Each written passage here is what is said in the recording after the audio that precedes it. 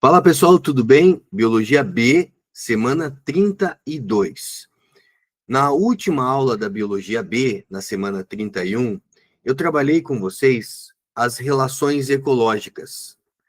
E hoje eu quero trabalhar um algo a mais com vocês aqui, que envolve, deixa eu pegar aqui, fui lá, mas não, que envolve o que a gente chama de estratégias predador-presa. Quais são as estratégias, quais são as adaptações que um predador pode utilizar em relação à sua presa? Então, veja, isso aqui é um algo a mais em relação às relações ecológicas. Camuflagem. O que é uma camuflagem? É quando um organismo imita o ambiente em relação à cor e formato. O urso polar branco, ele está camuflado na neve. Ele está imitando a cor da neve, tá? Então, você tem ali um exemplo de camuflagem. Aqui você vê, né, um réptil, um lagarto verde, né, com algumas manchas, que fica, né, meio camuflado com a vegetação.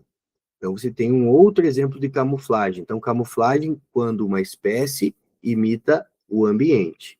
Fica com essa imagem. Camuflagem quando uma espécie imita o ambiente. É diferente do mimetismo.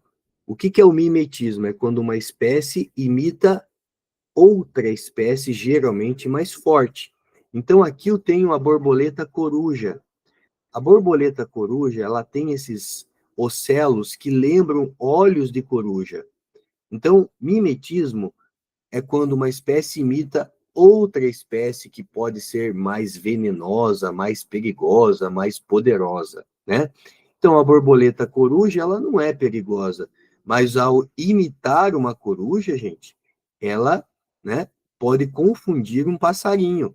O passarinho que vai tentar comer essa borboleta, ele deve pensar, cara, se for uma borboleta, me dei bem, se for uma coruja, eu me dei mal, né?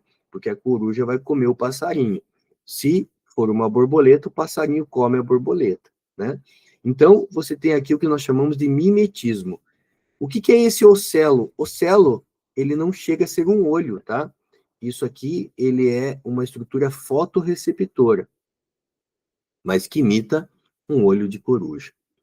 Vamos aprofundar um pouquinho, gente. Eu não acredito, talvez, que a federal vá cobrar nesse nível aqui, mas como muitos de vocês vão fazer outros vestibulares, pode ser que algum vestibular cobre isso aqui de vocês. Dois cientistas estudaram o mimetismo. O primeiro cientista foi o Miller. O Miller, ele estudou borboletas. E o que o Miller percebeu? O Miller percebeu, gente, que borboletas que têm sabor desagradável, elas assemelham-se a borboletas que têm sabor desagradável. Por que uma borboleta que tem sabor desagradável não é para você, não, tá? É para um pássaro, é para quem é o predador dessa borboleta.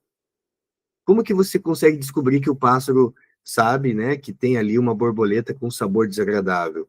Porque você observando na natureza, você vai ver que quando o pássaro come uma borboleta dessa, ele acaba não ingerindo, né? Ele regurgita essa borboleta.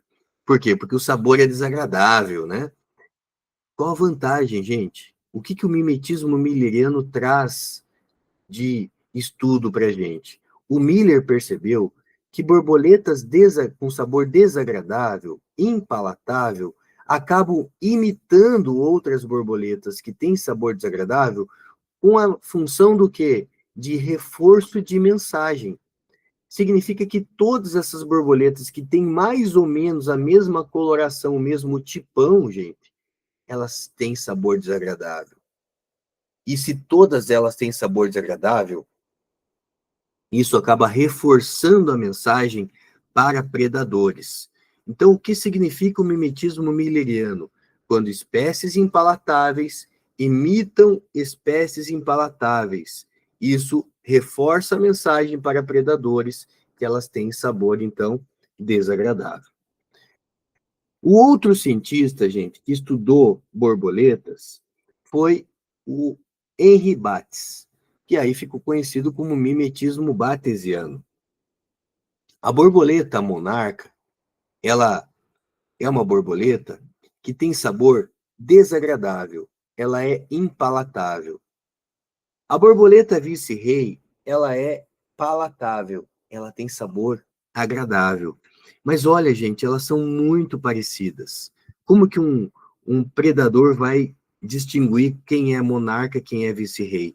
Qual é a vantagem para vice-rei imitar a monarca? A vantagem é evitar o predatismo. Agora, se você acha que ela consegue imitar por transformação, né, por uma pressão do ambiente, você está pensando errado. Você está pensando em lamarquismo. O ambiente aqui, ele funciona como um fator de seleção natural, tá?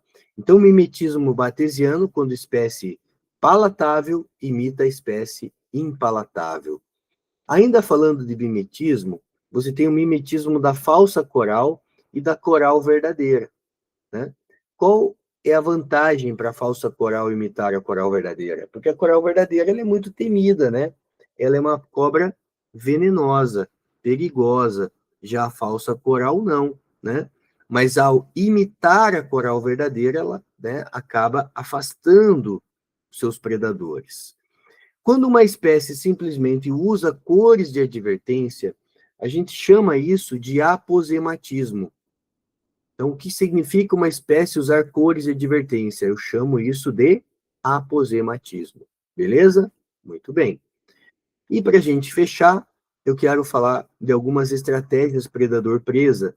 Autotomia. A palavra tomo significa rompimento. Isso acontece com a lagartixa. Quando a lagartixa perde um pedaço do corpo, a gente chama isso de autotomia. Auto é porque ela mesma faz o rompimento. Tomos é romper. Não é à toa que a palavra átomo significa indivisível, né? Ou não é possível romper, né? Tomos significa rompimento, tá? Tanatose. Tanatose significa aquele que se finge de morto. Isso não acontece só com presas, não, tá, gente? Isso pode acontecer com predadores. Por que um predador vai se fingir de morto? Para que uma presa não tenha medo dele e ele, né, possa, então, capturar essa presa que está ali perto e ele está só dando um migué ali, né, que ele está, né, se fingindo de morto. Mas se uma presa passar perto dele, ele abocanha a presa, né? Na espécie humana seria tipo o desmaio, né? Talvez se fingir de morto na espécie humana, a nossa tanatose seja o desmaio. Mas o campeão de desmaio é o gambá, porque o gambá, quando ele se sente ameaçado, ele solta uma bufa fedorenta e ainda se finge de morto, dizendo, tô morto, tô podre, né? Ninguém vai querer comer quem tá morto e podre. Então, o gambá é o campeão de tanatose, aí se finge de morto e ainda solta, né, uma substância fedorenta. E por último, o comportamento deimático. A palavra deimático significa Deus, aquele que finge que é Deus, né? Quem faz isso? O baiacu. O baiacu ele pode inflar de água ou de ar, né? Se ele está fora da água, ele enche de ar. Se ele está dentro d'água, ele enche de água, demonstrando de repente que ele é um peixe maior do que realmente ele é, né? Quem faz isso também é a mantis religiosa, um louva-a-Deus que levanta as patas dianteiras para parecer que ela é maior, né? Tipo numa posição de kickboxing, intimidando uma outra, né? Um outro louva-a-Deus. Então, numa briga, numa disputa, aquele que tem a envergadura maior, né, acaba intimidando o seu adversário. Isso é denominado de comportamento deimático. Eu prometi para vocês que eu iria ainda nessa aula falar sobre sucessão ecológica, tá? Então a gente tem como último assunto da biologia B a sucessão ecológica. Quando a gente fala de sucessão ecológica, é importante que vocês saibam que existem dois tipos, a primária, que é uma sucessão que demora muito para acontecer, porque ela começa com a rocha nua. Quem são os agentes pioneiros? A gente chama de aecese, né? São os líquens, são os musgos, que vão preparando o terreno para que surjam ervas e pequenos arbustos, matagal com arbustos, pinheiros abetos, né? Ou seja, pinheiros de tamanho médio, né? Árvores de tamanho mais considerável. Então, aqui a gente vê o quê? Uma sucessão do ambiente, tá? E aí é importante, né, que você saiba nomear cada uma dessa etapa. Mas antes de nomear, deixa eu falar para você que existe uma sucessão secundária. Sucessão secundária é quando você teve lá, por exemplo, em 2022, né, ali, a queimada no Pantanal. Nós estamos em 2025. Se você for visitar aquela região do Pantanal que sofreu, né, ali com o fogo, como essa região está? Ela está passando por uma sucessão ecológica secundária. Então, a primária é quando nunca teve vida anteriormente. A secundária é quando era um ambiente já com vida, que deve ter sofrido um tsunami, um terremoto, né? Algum impacto ambiental que destruiu esse ecossistema e que você tem a possibilidade agora de reconstruir esse ecossistema naturalmente, né? Depois de um tempo ele consegue, dependendo do bioma, se reconstituir. Existe o que a gente chama de produção primária bruta, que é a própria fotossíntese, tá, gente? É o total de matéria orgânica produzida através da fotossíntese. Existe a produção primária líquida, que é a taxa de armazenamento de matéria orgânica nos tecidos. A produtividade primária líquida, ela é um saldo entre a produtividade primária bruta menos a respiração, tá? Então você tem essa equação aqui. Produtividade primária líquida é tudo aquilo que foi produzido na fotossíntese menos a respiração, beleza? Então você tem aqui produtividade líquida. Quais são as fases da sucessão ecológica? Em regiões completamente desabitadas, as condições abióticas são muito adversas. Iluminação direta causa, né, temperaturas altas, ausência de solo dificulta a fixação de plantas, a água da chuva não se fixa e evapora rapidamente, né? Então, esses organismos pioneiros, eles são denominados de ecese. São chamados de pioneiros ou ecese. Quem são os pioneiros? Líquens, musgos, gramíneas, insetos. São organismos bastante resistentes, que têm uma elevada produtividade líquida, ppl, pouco exigentes, criam condições para instalação de organismos mais complexos que virão, que são os intermediários. A fase intermediária, também chamada de série ou seres. Instalação de organismos mais complexos, envolvendo arbustos, ervas, roedores, né? Aqui você já passa a ter um sombreamento e retenção de umidade, aumento da diversidade biológica de nichos ecológicos, diminuição da produção primária líquida em função do maior gasto de matéria orgânica. Quase tudo aumenta, gente. Aumenta a biodiversidade, aumenta o número de nicho ecológico, aumenta a complexidade das cadeias tróficas, mas ao longo da sucessão, a produtividade primária líquida, ela tende a diminuir. Por quê?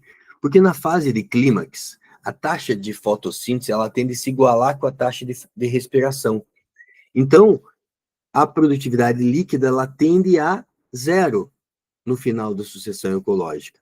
Comunidade mais desenvolvida pode ocorrer no ecossistema.